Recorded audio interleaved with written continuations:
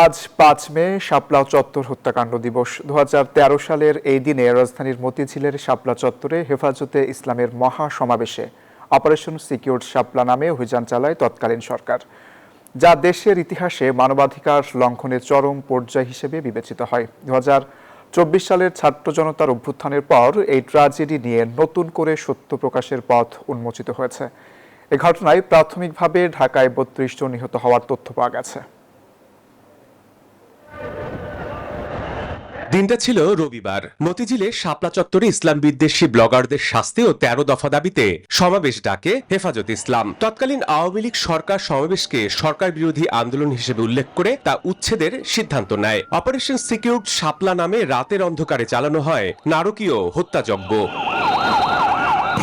দীর্ঘ ১ দশকেরও বেশি সময় ধরে তৎকালীন আওয়ামী লীগ সরকারের কঠোর বিধিনিষেধ ও ভয়ের সংস্কৃতির কারণে এই ঘটনায় প্রকৃত নিহতের সংখ্যা ভয়াবহতা জনসম্মুখে আসতে পারেনি। তবে ২০২৪ সালের জুলাই অভ্যুত্থানের পর এই ট্র্যাজেডি নিয়ে সত্য প্রকাশের পথ উন্মোচিত হয়।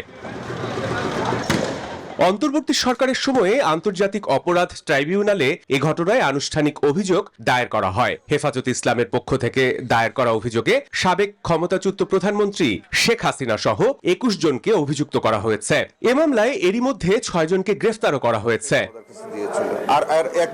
এদিকে আন্তর্জাতিক অপরাধ ট্রাইব্যুনালের তদন্ত সংস্থা জানিয়েছে মামলার প্রায় ৯০% তদন্ত শেষ হয়েছে। চিফ প্রসিকিউটর মোহাম্মদ আমিনুল ইসলাম জানিয়েছেন আগামী ৭ জুনের মধ্যে তদন্ত প্রতিবেদন দাখিল করা হতে পারে।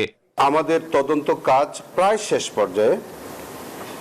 আমরা আসামিদের নাম তদন্তের স্বার্থে প্রকাশ করা সম্ভব হচ্ছে না।